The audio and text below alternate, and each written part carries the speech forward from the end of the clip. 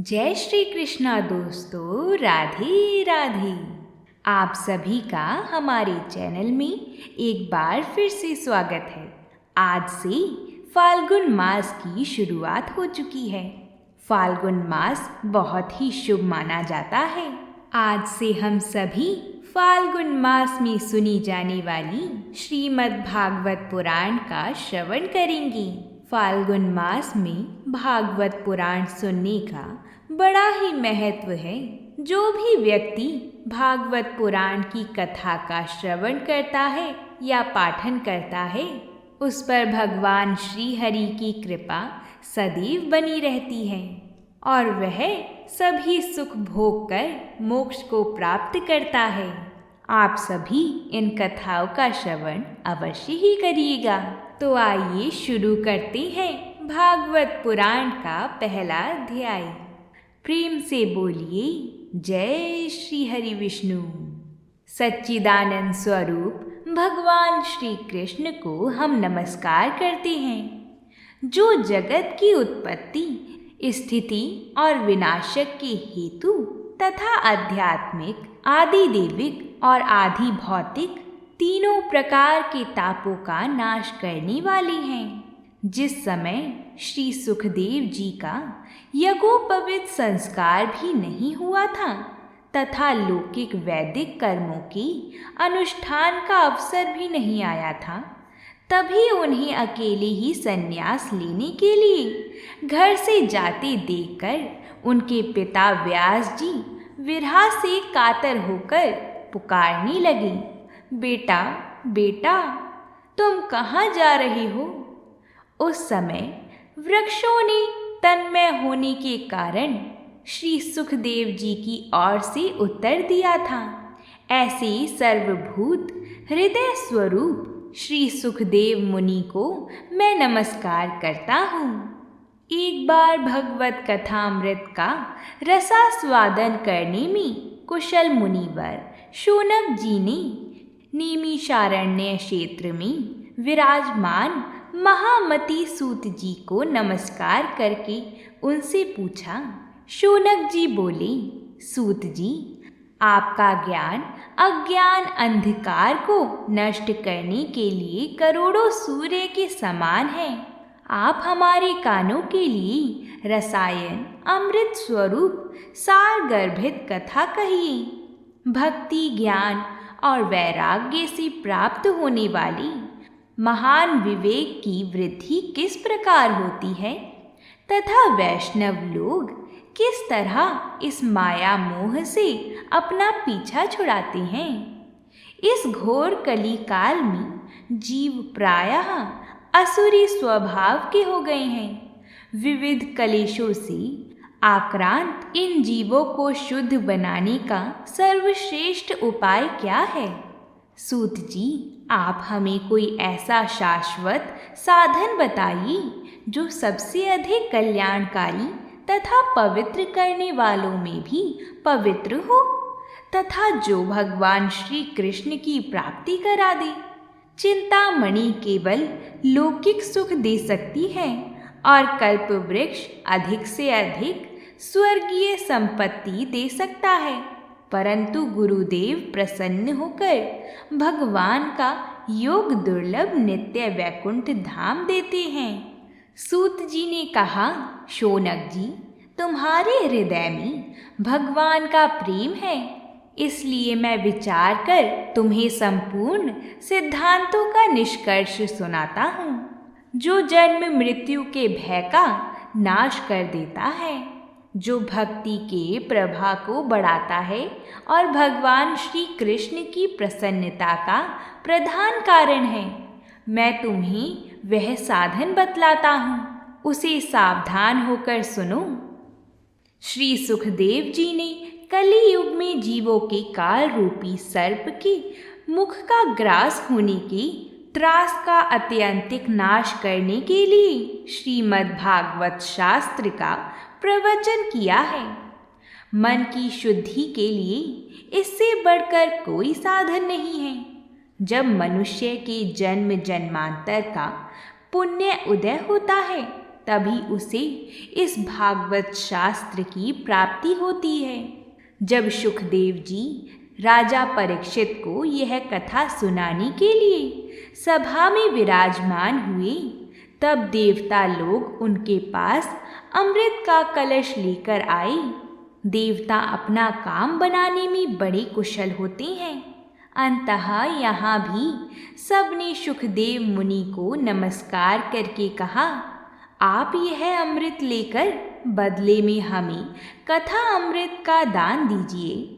इस प्रकार परस्पर अदला बदली हो जाने पर राजा परीक्षित अमृत का पान करें और हम सब श्रीमद् भागवत रूप अमृत का पान करेंगे। इस संसार में कहाँ कांच और कहाँ महामूल्य मणि, तथा कहाँ सुधा और कहाँ कथा। श्री सुखदेव जी ने यह सोचकर उस समय देवताओं की हंसी उड़ा दी। उन्हें कथा अनधिकारी जानकर कथा अमृत का दान नहीं किया। इस प्रकार यह श्रीमद् भागवत की कथा देवताओं को भी दुर्लभ है। पूर्व काल में श्रीमद् भागवत के श्रवण से ही राजा परीक्षित की मुक्ति देखकर ब्रह्मा जी को भी बड़ा आश्चर्य हुआ था। उन्होंने सत्यलोक में तराजू बांधकर सब साधनों को तौला। अन्य सभी साधन तौल में हल्के पड़ गए। अपने महत्व के कारण भागवत ही सबसे भारी रहा। यह देखकर सभी ऋषियों को बड़ा विस्मय हुआ। उन्होंने कली युग में इस भगवत रूप भागवत शास्त्र को ही पढ़ने सुनने से तत्काल मोक्ष देने वाला निश्चय किया। सप्ताह विधि से श्रवण करने पर यह निश्चय भक्ति प्रदान करता है। पूर्व काल में इसे दयापरायण सनकादि ने देवर्षि नारद जी को सुनाया था। यद्यपि देवर्षि ने पहले ब्रह्मा जी के मुख से इसे श्रवण कर लिया था, फिर भी सप्ताह श्रवण की विधि तो उन्हें सनकादि ने ही बताई थी। शौनक जी ने पूछा, सांसारिक प्रपंच से मुक्त एवं विचरणशील नारद जी का सनकादि के साथ संयोग कहाँ हुआ और विधि विधान के श्रवण में उनकी प्रीति कैसे हुई? सूत जी ने कहा, अब मैं तुम्हें वह भक्तिपूर्ण कथानक सुनाता हूँ जो श्री सुखदेव जी ने मुझे अपना अनन्य शिष्य जानकर एकांत में सुनाया था। एक दिन विशालपुरी में वे चारों निर्मल ऋषि सत्संग के लिए आई। वहां उन्होंने नारद जी को देखा।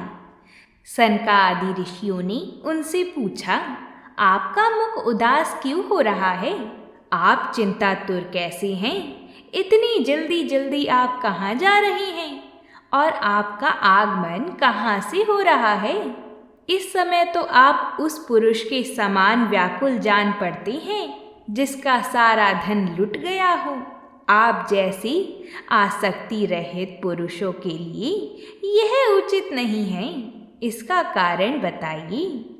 नारद जी ने कहा, मैं सर्वोत्तम लोक समझकर पृथ्वी में आया था।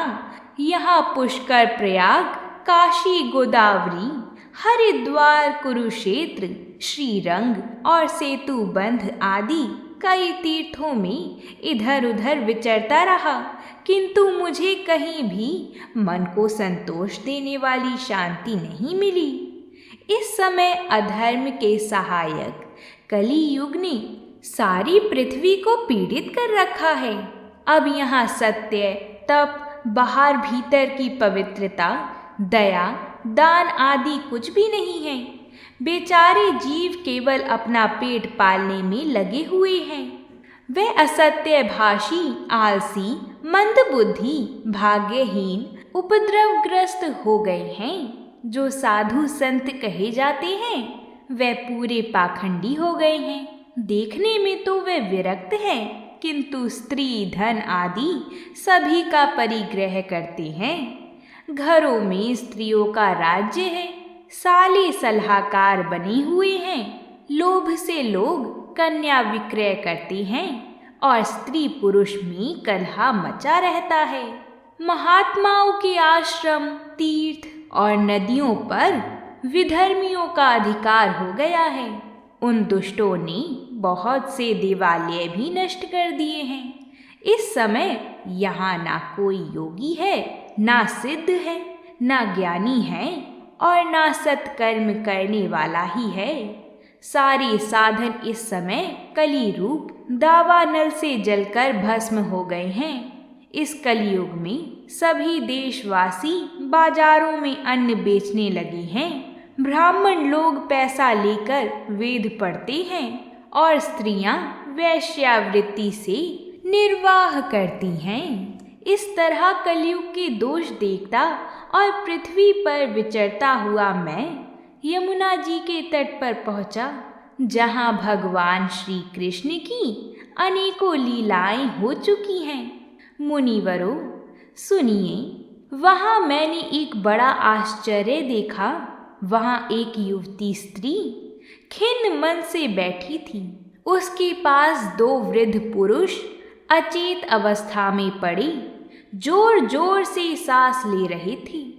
वह तरुणी उनकी सेवा करती हुई कभी उन्हें चेत कराने का प्रयत्न करती और कभी उनके आगे रोने लगती थी।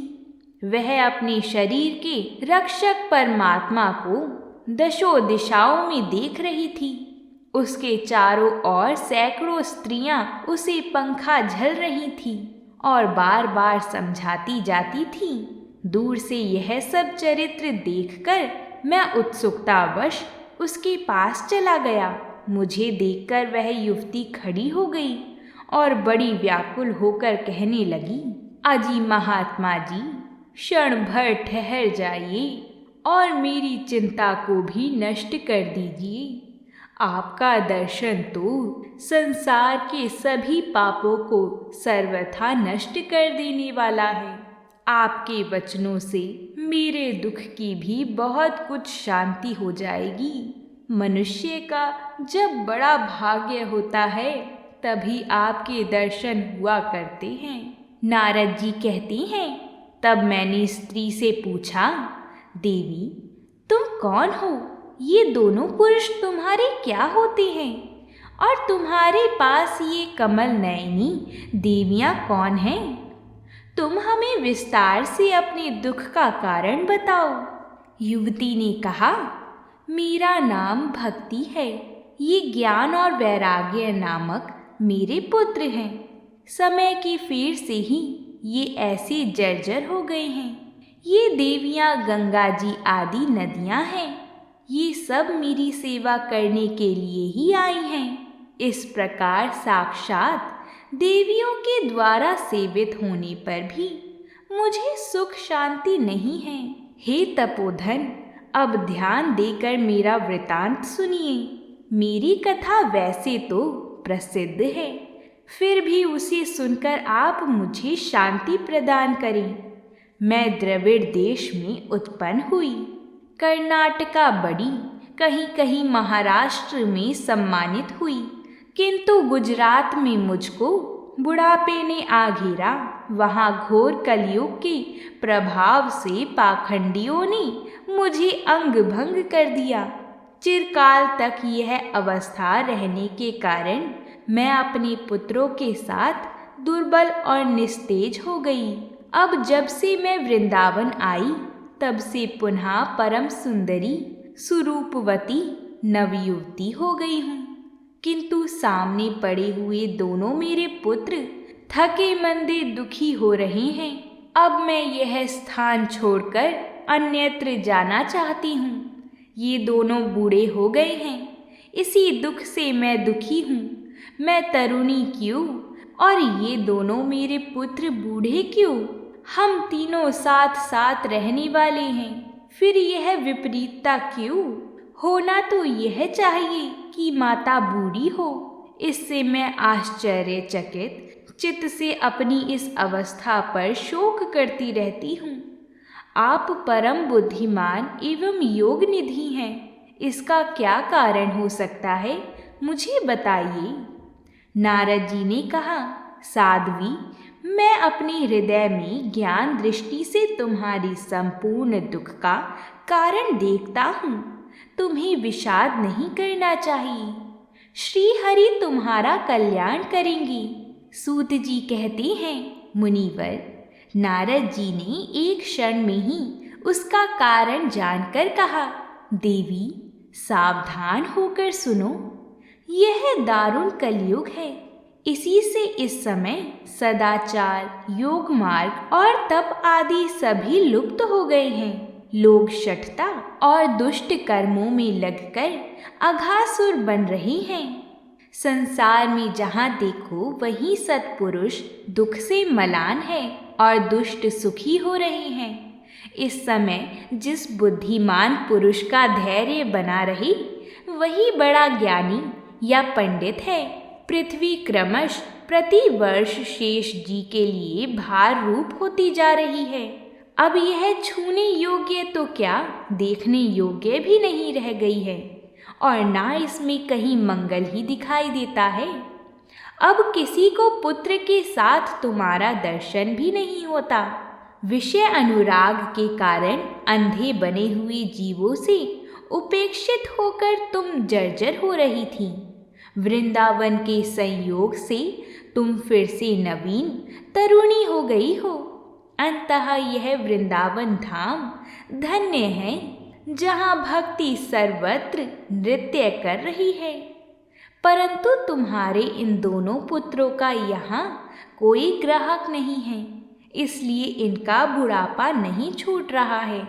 यहाँ इनको कुछ भगवत स्पर्श जनित आनंद की प्राप्ति होने के कारण ये सोते से जान पड़ते हैं। भक्ति ने कहा, राजा परीक्षित ने इस पापी कलयुग को क्यों रहने दिया? इसके आते ही सब वस्तुओं का सार न जाने कहाँ चला गया। करुणामयी श्री हरि से भी यह अधर्म कैसे देखा जाता है, मेरा यह संदेह दूर कीजिए। आपके वचनों से मुझे बड़ी शांति मिली है। नारद जी ने कहा, बाली, यदि तुमने पूछा है तो प्रेम से सुनो। कल्याणी, मैं तुम्हें सब बताऊंगा और तुम्हारा दुख दूर हो जाएगा। जिस दिन भगवान श्री कृष्ण इस भूलोक को छोड़कर अपने परम धाम को पधारी, उसी दिन से यह संपूर्ण साधनों में बाधा डालने वाला कलयुग आ गया है। दिग्विजय के समय राजा परीक्षित की दृष्टि पड़ने पर कलयुग दीन के समान उनकी शरण में आया। भ्रमर के समान सारग्राही राजा ने यह निश्चय किया कि इसका वध मुझे नहीं करना चाहिए, क्योंकि जो फल तपस्या, योग एवं समाधि से भी नहीं मिलता, कलयुग में वही फल श्री हरि कीर्तन से ही भली भांति मिल जाता है।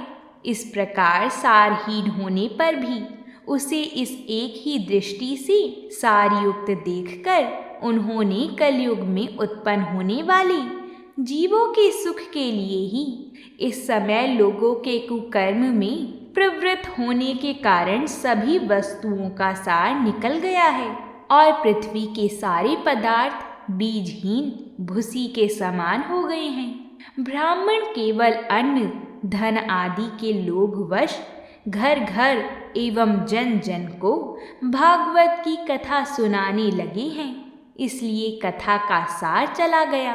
तीर्थ में नाना प्रकार के अत्यंत घोर कर्म करने वाली नास्तिक और नारकी पुरुष भी रहने लगे हैं, इसलिए तीर्थों का भी प्रभाव जाता रहा।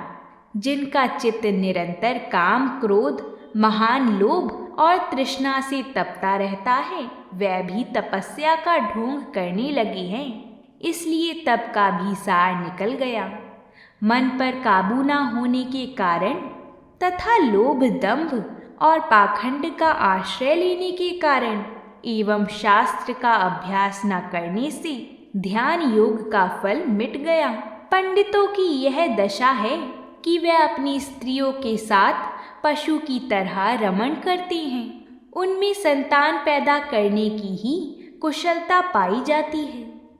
मुक्ति साधन में वे सर्वथा अकुशल हैं। संप्रदाय अनुसार प्राप्त हुई वैष्णवता भी कहीं देखने में नहीं आती।